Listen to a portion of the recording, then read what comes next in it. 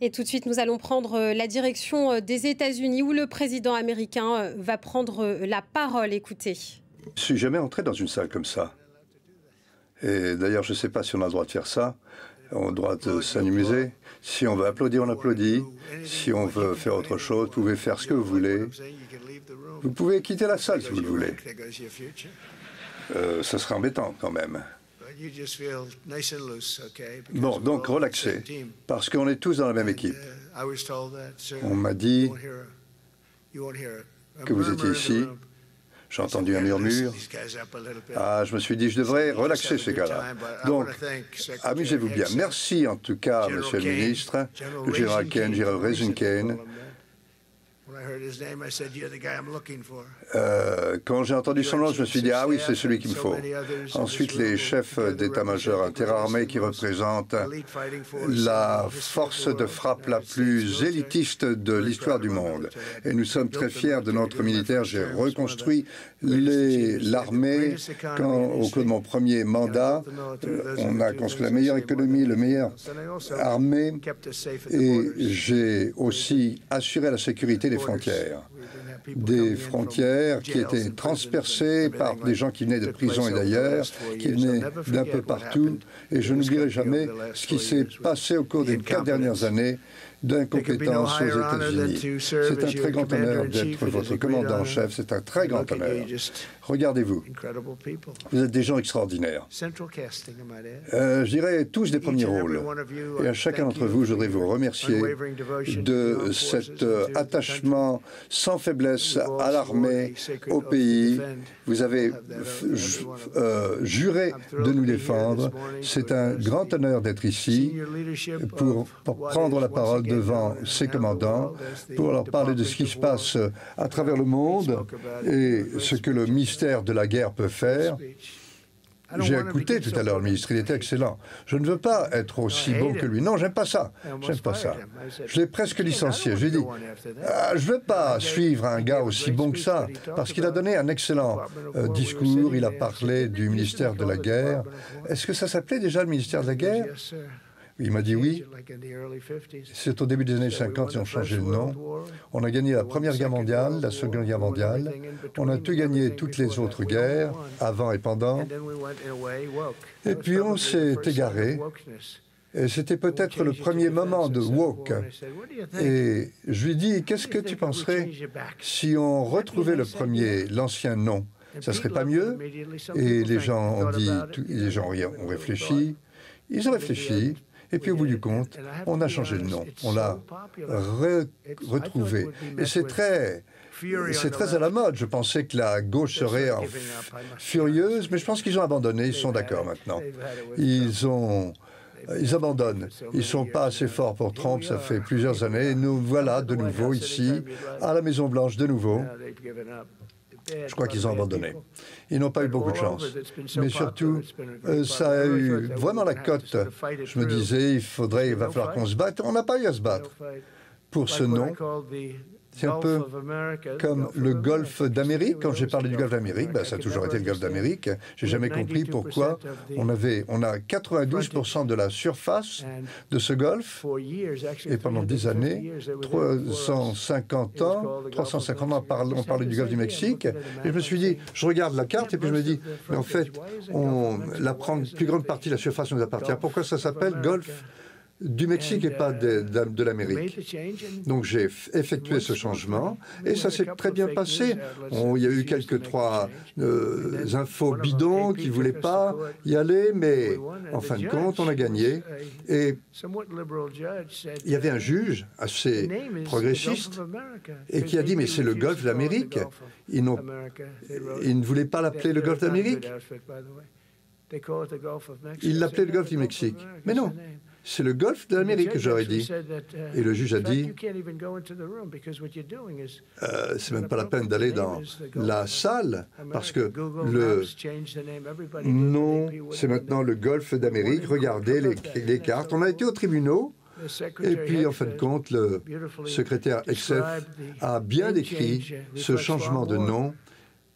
ce changement de normes. Et ce changement de nom est historique. Nous avons une identité à défendre.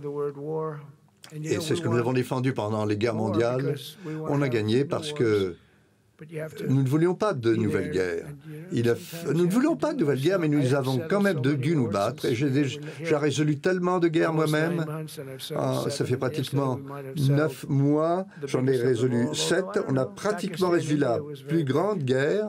On n'y est pas encore, mais avec les conflits quasi-nucléaires, j'ai réglé ça. Ensuite, il y a le conflit du Moyen-Orient. Ça fait des milliers d'années qu'ils se battent. 3000 ans, m'ont-ils dit, ça fait longtemps. On va voir comment ça se passe. Alors, il faut qu'Hamas donne son consentement. Ça va être dur pour eux, mais la réalité est la réalité. Et toutes les nations arabes, musulmanes, Israël, tout le monde est d'accord. Tout le monde est d'accord pour considérer que la guerre, c'est très bizarre, on ne sait pas ce qui va se passer. Et la plus facile, c'est Poutine. J'ai dit, on n'aurait pas dû avoir cette guerre si j'avais été président. Et il m'a dit oui. Il m'a dit, Poutine, il n'y aurait pas eu cette guerre si vous n'y avez pas eu. On n'a pas eu de guerre pendant 4 ans, mais je connaissais bien Poutine et je pensais que ça serait facile parce que je connaissais si bien. Puis en fin de compte, c'était peut-être le plus dur à convaincre. On n'a pas encore tout à fait réglé ça. Donc, si ça se passe bien, comme on l'a fait hier au Moyen-Orient, et ça, c'est pas une seule guerre, c'est plusieurs guerres qui sont associées ensemble. Beaucoup de pays différents, ils participent de manière différente. Donc, c'est une grande partie de la planète, mais si ça se passe bien, ça me fera 8 guerres, et même davantage que j'aurais résolues. Et puis, il faut résoudre ça parce que avec Poutine et Zelensky, il faut qu'ils se rencontrent, et la seule manière de s'y prendre, c'est d'être fort. Auparavant, on était faible, ils ne me répondaient pas au téléphone, mais désormais, on a eu après cette catastrophe en Afghanistan, ah là là, qu'est-ce que c'était? À cause de Biden, évidemment, et de son équipe d'incompétents. Et on a pu montrer plutôt, moi je regardais ça et c'était épouvantable, c'était gênant même. C'était gênant pour notre pays. Et maintenant, on est de retour. On ne va plus tolérer cette incompétence. Et je voyais ça, c'était épouvantable. Et puis, on a fini par réallumer cet esprit du guerrier. Parce que nous sommes une nation guerrière avec la cavalerie, avec Patton, Bradley, les grands généraux, Douglas MacArthur, etc. Et mon message est très simple. Je suis avec vous, je vous soutiens, et en tant que président, je vous soutiens complètement. Je n'hésiterai jamais à vous soutenir. Et ça comprend aussi tous les policiers et les pompiers, ces gens extraordinaires. Et dans les années qui viennent, on va renforcer encore notre armée, nos armées, plus que par le passé. J'ai reconstruit l'arsenal nucléaire. Nous allons l'améliorer encore. Il faut espérer qu'on n'aura jamais à l'utiliser. Parce que la puissance nucléaire est incroyable. Moi, j'ai vu des choses, vous savez. Je ne voudrais pas vous les montrer, d'ailleurs. Mais quand on voit les résultats, et ce qui subsiste, on ne veut pas utiliser ces moyens nucléaires, jamais de la vie. Donc on se sentait menacé par la Russie ces derniers temps, et j'ai envoyé un sous-marin nucléaire, l'arme la plus létale jamais fabriquée. Nous avons 25 ans d'avance sur la Chine et la Russie.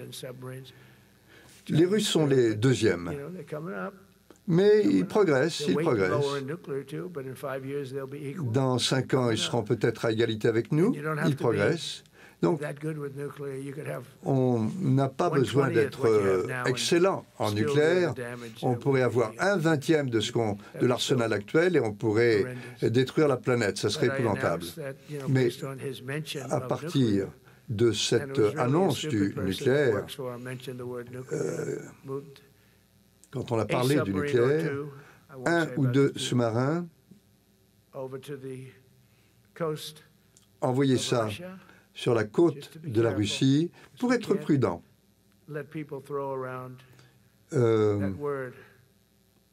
Il ne faut pas que les gens disent n'importe quoi. Moi, je parle du mot « haine ». Il y a 2 mots qui commencent par « haine », on ne peut pas les utiliser. On ne peut pas les utiliser, ces 2 mots. Et croyez-moi, on en a plus que les autres. On a un arsenal qui est meilleur, mais c'est quelque chose qu'on ne veut même pas envisager d'utiliser. Mais si quelqu'un parle de ces sous-marins, bon, écoutez, de toute manière, on ne voudra pas les utiliser. Mais c'est quelque chose d'extraordinaire. Et on peut facilement détecter leurs sous-marins nucléaires. Nous avons un dispositif qui est extraordinaire, qui permet la détection, tandis que nous, on n'est pas détectable. Que ce soit sur mer et sous mer, on est en avant des autres. Et nous connaissons aussi l'esprit qui anime nos forces armées. Et c'est un esprit qui n'a jamais connu ces sommets. Et je suis tellement fier de vous. Je crois qu'on en est à un point qu'on n'a jamais atteint auparavant. Et il nous manque des hommes encore. Si vous vous souvenez, il y a encore 18 mois, j'étais encore dans ma campagne et il est apparu qu'il y avait des difficultés de recrutement pour les pompiers, les policiers et les militaires. Parce que j'ai eu 98% de leur vote, ça aide. 95%, 98%, il faut le dire. Et puis ils sont courageux. Par exemple, une grande partie des pompiers doivent travailler sous le feu ennemi. Et je leur ai dit, on ne parle pas tellement de vous, mais on devrait, parce que vous avez un courage extraordinaire. Et parfois, vous avez ces animaux qui leur tirent dessus, les pompiers. Et vous tombez de cette échelle et ça y est, vous êtes mort. C'est même pas la peine de vous regarder. Si vous êtes tombé sur cette échelle, vous êtes mort. Vous avez quand même des gens qui tirent sur les pompiers. Eh bien, nous, on ne va pas permettre ça. Je le dis toujours aux pompiers, parce que c'est un gros problème qu'on a. Ils sont extraordinaires, ils sont comme vous. Ce sont des gens extraordinaires. Et pour la première fois, depuis cette année, tous les services armés se sont rencontrés. Ça ne s'était jamais trouvé auparavant. Et l'armée s'est encore mieux comportée. Bravo. Et c'était les normes les plus élevées qu'ils ont atteintes. Beaucoup plus qu'il y a 4 ou 5 ans, sous Joe Biden. Et donc l'armée a réussi à réaliser ces normes avec 4 mois d'avance. Et je vous le disais, avec l'armée, l'aviation, nous sommes très en retard.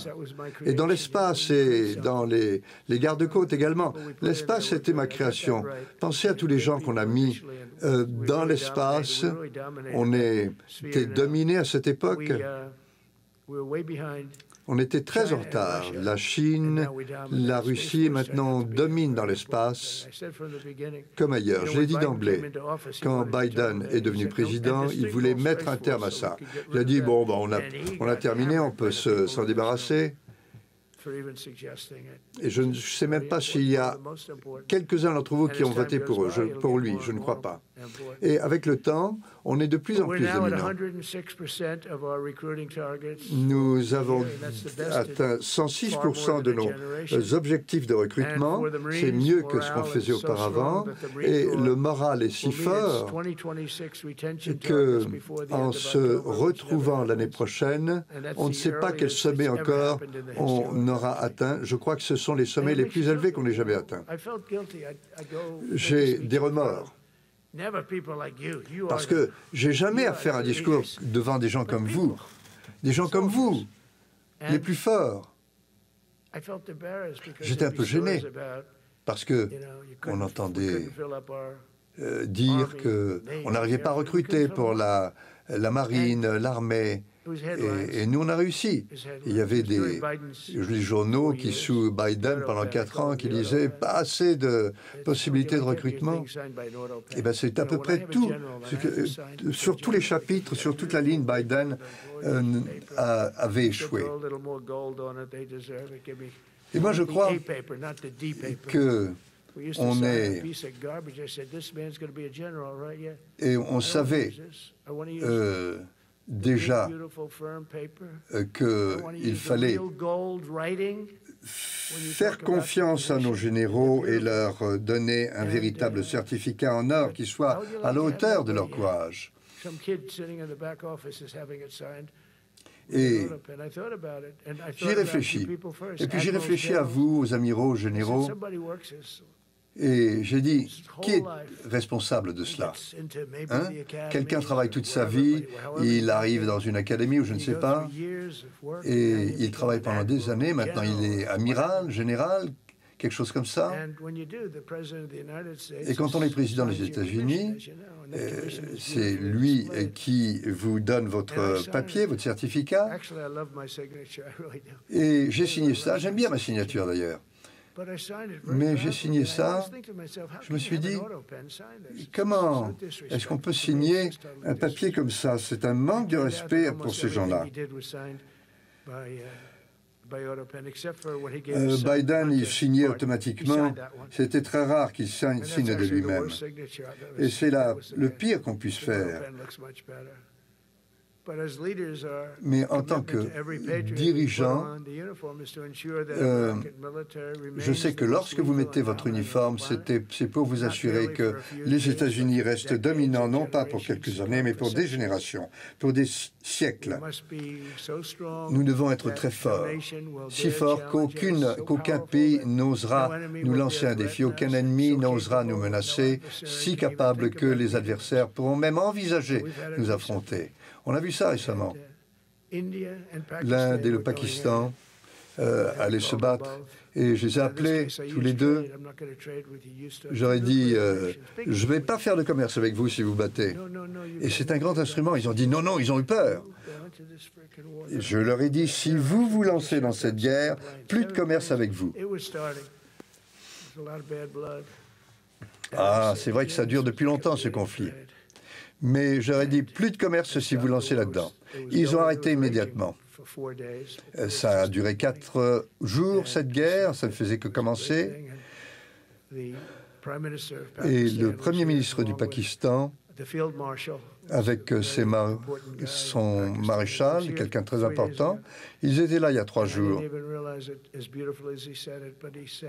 Et il a dit à un groupe de gens qui étaient avec nous, 2 généraux, un groupe, il leur a dit, cet homme nous a sauvés, nous a épargné la guerre.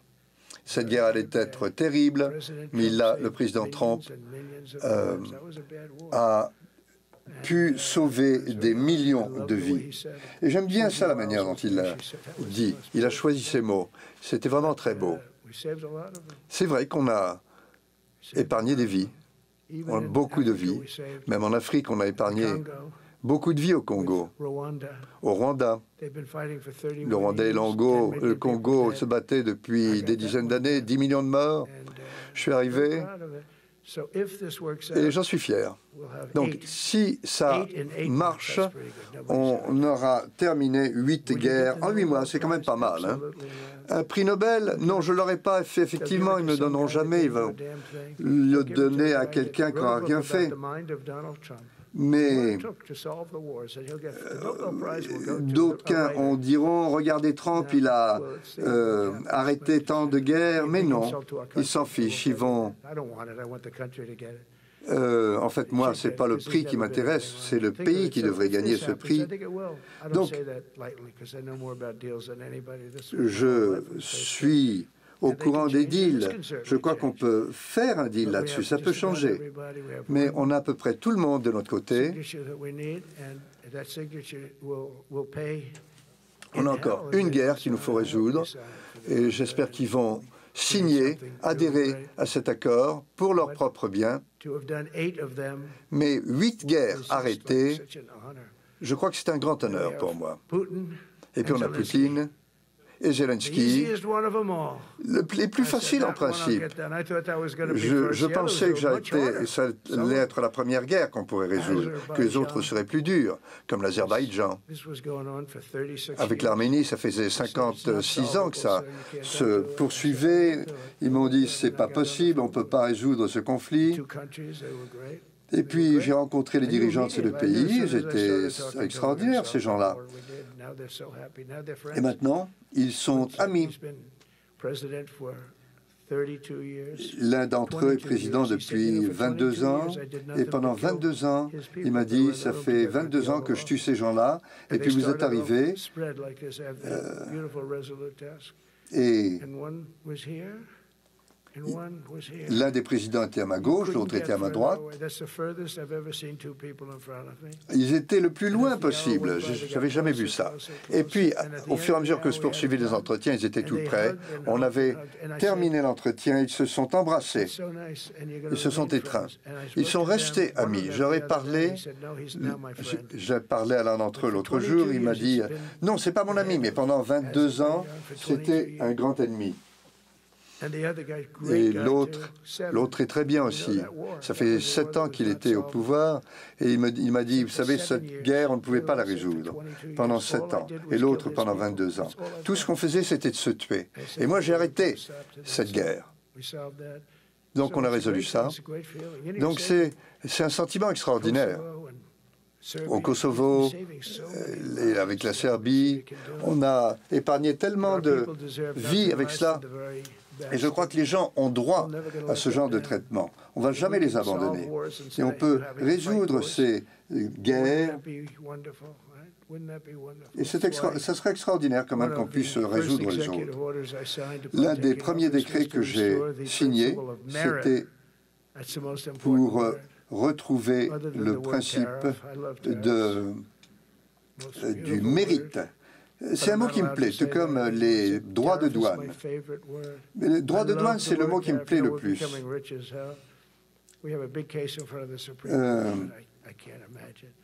Alors, l'affaire est actuellement devant la Cour suprême. Je ne sais pas ce que ça va donner, mais je suis optimiste. Ils ont bien sûr d'autres dossiers à résoudre. En tout cas, j'ai dit, mon mot favori dans le dictionnaire anglais, c'est le mot droit de douane. Les gens ont trouvé ça bizarre et plusieurs sont venus me voir et m'ont dit, et l'amour? Dieu, femme, famille, etc. J'aurais dit, moi, c'est le droit de douane qui me plaît. Et on va continuer dans ce sens-là. Et ils trouvaient ça bizarre, mais on a pu économiser des milliards de dollars, on est de nouveau riches, et quand on aura terminé ce processus, eh bien, on aura réussi. Pendant des années, les autres pays profitaient de nous, et désormais, on est traité de manière égale, avec équité. Et actuellement, on a pu récolter quelques 31 milliards de dollars et on ne sait pas vraiment d'où c'est sorti. Ben moi, je sais d'où c'est sorti. Je leur ai dit, qu'est-ce que ça signifie? Ils ont dit, on ne sait pas d'où ça vient. Regardez les droits de douane. Regardez les droits de douane.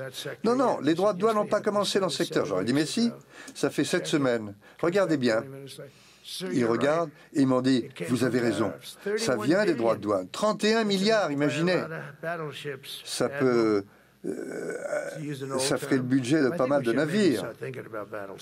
Je crois qu'il faudrait nommer un de ces navires de guerre de manière différente. Le secrétaire de la Marine est venu me rendre visite récemment.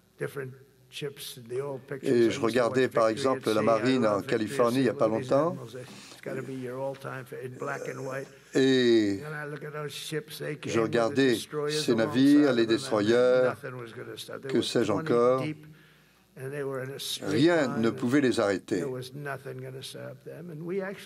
Et en fait, on en a parlé. Il y a des gens qui ont dit « Oh, ça, c'est une vieille technologie ». Mais il y a même des gens qui considéraient que le terme de navire de guerre était dépassé. Et mais moi, je ne le crois pas. Parce que ces navires peuvent lancer des missiles. Votre secrétaire aime bien les navires. Et les balles sont moins chères que les missiles. Je ne sais pas si on devrait voter là-dessus parce que je ne suis pas sûr de gagner, mais c'est quelque chose qu'on envisage de manière très sérieuse. C'était des navires très puissants, des navires effrayants. Donc on va envisager, et l'une de notre réussite, c'est lorsque la Cour suprême nous a permis de largement utiliser le terme mérite. C'est le contraire de la correction politique, c'est le mérite. On a eu beaucoup à faire avec la correction politique. Il y avait beaucoup de gens qui s'opposaient à ce que vous faites pour de nombreuses raisons. Mais désormais, il s'agit uniquement du mérite. Et c'était une décision extraordinaire. Je ne pensais pas qu'on allait gagner là-dessus. Par exemple, dans les universités, il y avait des gens qui accédaient à l'université sans mérite, alors que d'autres qui avaient les meilleures notes et qui ne parvenaient pas à entrer à l'université. C'était le contraire du sens commun.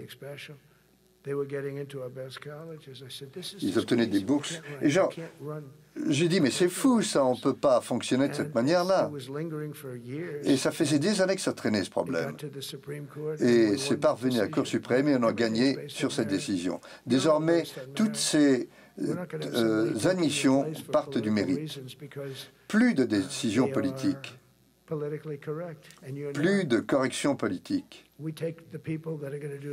Nous, on adopte les gens qui vont faire le meilleur travail. Et c'est comme ça que notre pays s'est développé. On est parti du mérite et on s'est développé de cette manière-là. Et tout le monde le comprend. C'est ce qui a été fait, ça a été approuvé. Je crois que c'était une grande décision de la Cour suprême. Ils ont eu beaucoup de courage. Je ne pensais pas qu'ils y arriveraient, mais ils ont été extraordinaires, à la hauteur. Plus que pour toute autre chose, c'était quand même une décision qui était dure à prendre, parce que le système de notre pays n'était pas en fonction du mérite. Il fonctionnait en fonction de la correction politique. Et nous allons atteindre des sommets que nous n'avons jamais connus. Nous allons retrouver l'accent mis sur le courage, sur la condition physique, parce que l'objectif des militaires, ce n'est pas de protéger les sentiments des gens, c'est de protéger notre République, de protéger notre pays. Nous n'allons pas être corrects politiquement, il s'agit de défendre les États-Unis. Nous allons nous battre, nous allons gagner. Mais il faut pouvoir compter sur des gens comme moi pour pouvoir préserver ce dispositif. Nous ne voulons pas commencer des guerres. Nous ne voulons pas perdre nos hommes. Il vaut mieux résoudre ces conflits, mais on ne sera pas toujours en mesure de le faire. Il faut donc être capable de se défendre quand on en aura besoin, parce que vous serez prêts. Et puis ce qui est important, j'ai décidé de dépenser plus de 1000 milliards de dollars sur les militaires en 2026. Et ça, c'est un record dans notre histoire. C'est beaucoup d'argent. J'espère que vous allez apprécier. On aura beaucoup de crédits. et on pourra se payer les meilleures armes. Et chaque service pourra se payer ce qu'il y a de meilleur. Et nous progressons rapidement avec les jets d'ultime génération.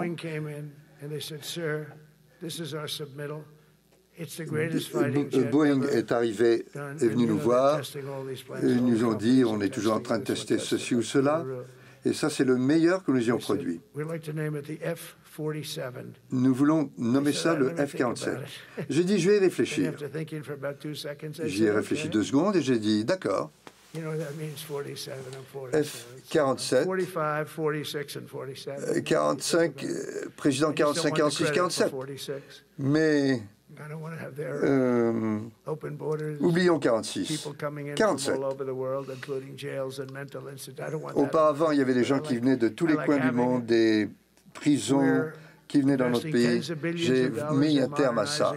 Ça a coûté des milliards de dollars pour moderniser nos services armés.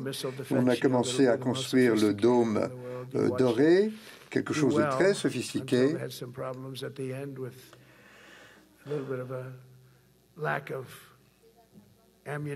Il y avait eu quelques problèmes parce qu'on n'avait pas assez de munitions, mais ça, c'est un problème qui est réglé.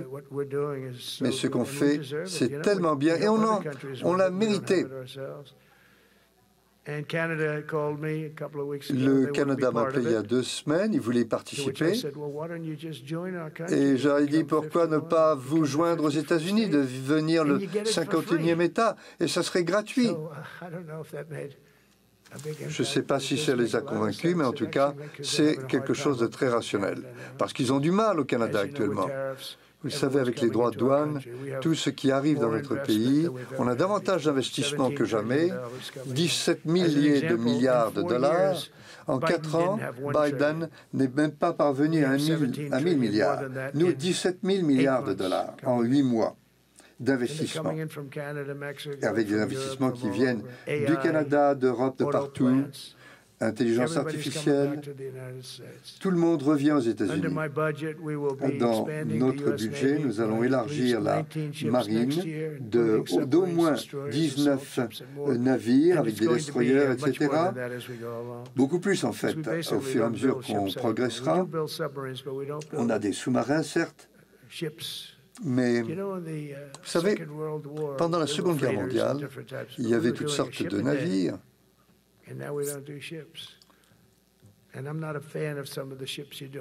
Alors, je n'apprécie pas tous les navires qui étaient présents à l'époque ou qui sont présents actuellement.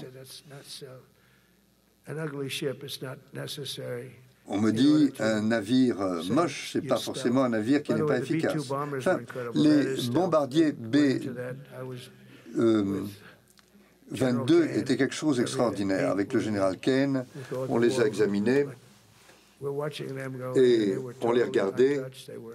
Ils étaient invisibles, littéralement invisibles. Et chacun d'entre eux touchait sa cible, oblitérait sa cible. Si CNN, il y a une des caméras qui viennent de s'éteindre. Quand je parle d'eux, ils savent que je ne vais pas dire du bien d'eux, c'est pour ça qu'ils arrêtent leur caméra. Mais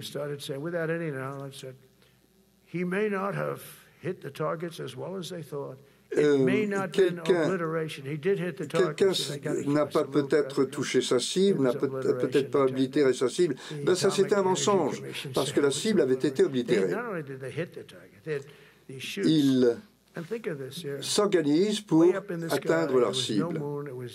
J'ai regardé dans le ciel, il n'y avait pas de lune, on ne pouvait pas les voir, mais ils ont touché chacune de leurs cibles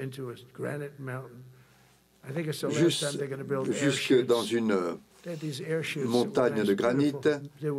Ils ont touché toutes leurs cibles là où ils étaient qu'ils devaient atteindre. Ces équipes étaient extraordinaires. Comme pour l'aviation ici, vous pouvez en être fiers.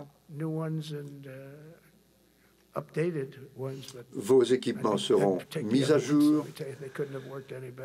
Mais avec les équipements dont vous étiez doté, déjà vous avez bien fait. 36 heures ça a duré pour aller en Afghanistan et pour aller en Iran et revenir. Alors, c'était quand même une sacrée mission. Il fallait aussi les ravitailler. Et j'ai posé la question, et s'ils sont touchés, qu'est-ce qui se passe? Et on m'a dit, ah, là, il ne faut même pas envisager ce cas-là. Et on a eu des B2 qui ont été envoyés. Et les gens de l'entretien étaient tout aussi importants. On a fait une grande soirée pour eux. On les a fait venir au bureau ovale. Et on va améliorer leurs conditions, leurs salaires. Et tous les salaires des marines ou des autres forces armées ont été augmentés. Vous n'étiez pas traités avec respect. Non seulement on a renforcé vos effectifs, mais pour la première fois depuis des années, vous avez les forces qui vous permettent de défendre les intérêts fondamentaux des États-Unis qu'il faut toujours mettre en avant. Toujours America First.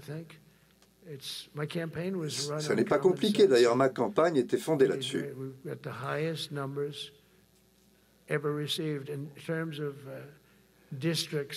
Nous avons eu les meilleurs résultats, les meilleurs districts.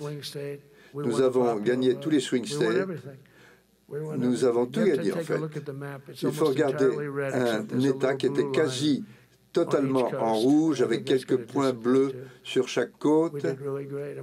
Donc on a bien réussi, mais ça c'est aussi parce qu'on avait su reconstruire les forces armées. C'est grâce au vote des militaires. Il a fallu vaincre des gens qui étaient carrément vicieux, comme c'est le cas pour vous. Vous devez affronter des ennemis vicieux. Et c'est particulièrement vrai pour les militaires. Ils ont déclaré que je n'avais jamais dit telle ou telle chose. Et j'ai dit, mais si, il faut reconstruire les forces militaires, parce qu'on perd de la puissance, parce que les gens ne sont pas dotés de moyens. On a besoin de ces moyens, il faut reconstruire les frontières. On a une presse qui est vraiment très corrompue, mais on la combat. Et les gens comprennent. Il faut bien sûr s'occuper de ça, il faut aller à la télévision parce que il faut se battre pour avoir un traitement équitable. Les médias, l'image des médias est encore plus basse que celle du Congrès, imaginez. Mais grâce à vous, nous avons reconstruit ce principe fondamental que de défendre la patrie, c'est la priorité la plus importante pour les militaires. Il n'y a que ces dernières dizaines d'années que les politiques se sont imaginés qu'il fallait défendre je ne sais quoi au Kenya, en Somalie. Ah, parce qu'ils étaient envahis. On est envahis de l'intérieur, nous disait-il. C'est la même chose que pour nos ennemis étrangers. Et ces gens-là n'étaient même pas en uniforme. Nous sommes envahis par des ennemis de l'intérieur. Donc il a fallu dépenser beaucoup d'argent pour défendre les frontières de pays étrangers, alors que nous devons en priorité défendre les frontières de nos pays. Ne pas laisser les gens qui viennent d'asile de fous ou de prison, des assassins, pénétrer dans d'autres pays. On a eu des milliers d'assassins qui ont pu pénétrer aux États-Unis grâce à mon prédécesseur. Les gens qui étaient au pouvoir, à la Maison-Blanche, c'étaient des demi-fous, des crétins. Il y avait des gens brillants aussi, bien sûr, mais en matière de politique, jamais elle n'était marquée au coin du bon sens. Il laissait venir des gens des prisons du Congo aux États-Unis sans vérification, de tous les pays, pas seulement l'Amérique du Sud, de partout, du Venezuela notamment. Les Vénézuéliens ont ouvert leurs prisons pour amener leurs prisonniers ici, parmi les pires gangs, mais on les a liquidés, ces gangs. Et je voudrais remercier la garde nationale à Washington. C'est gênant à dire, mais Washington était la ville la plus dangereuse et la plus insécuritaire de tous les États-Unis. Vous allez en Afghanistan, il n'y avait rien de semblable. Il y a des pays qui pensent avoir des problèmes, mais c'était pire à Washington. Et maintenant, au bout de 12 jours,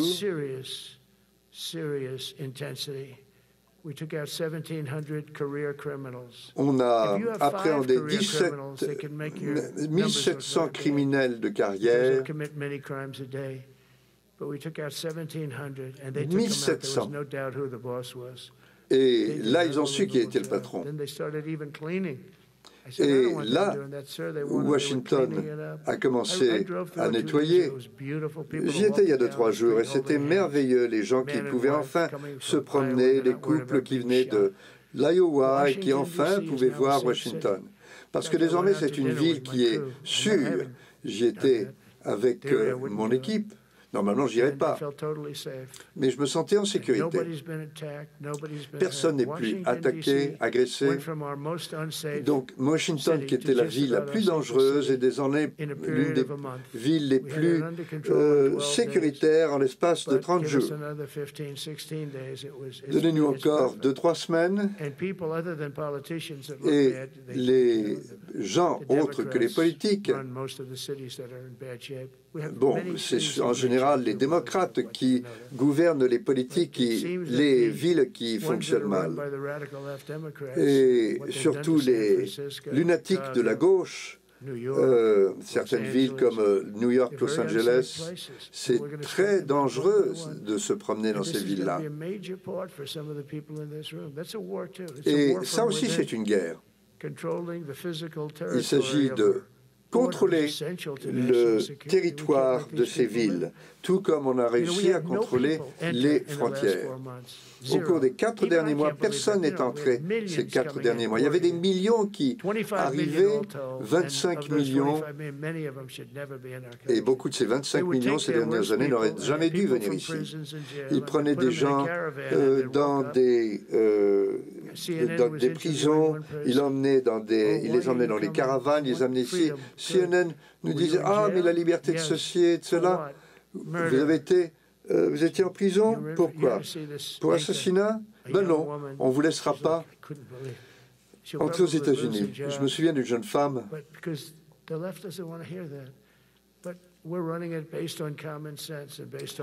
En tout cas, on essaie de mettre en œuvre des politiques à partir d'un sens commun. Je dois remercier chaque membre des forces armées parce que votre mission est importante. J'ai dit à Pete, il faudrait utiliser certains de nos amis là, ici pour épauler la garde nationale parce que récemment, bientôt on va aller à Chicago, c'est une grande ville, mais la gestion est stupide. He becomes governor. He's got money. Not money that he made. Et je connais leur gouverneur, c'est quelqu'un de stupide. La semaine dernière, il y a 11 personnes qui ont été tuées, 44 qui ont été, sur qui on a tiré. Tous les week-ends, ils perdent 5 ou 6 personnes. Mais 5 meurtres par week-end, ça leur semble paix, mais on ne devrait pas avoir un seul meurtre. Ce n'est pas une ville civilisée.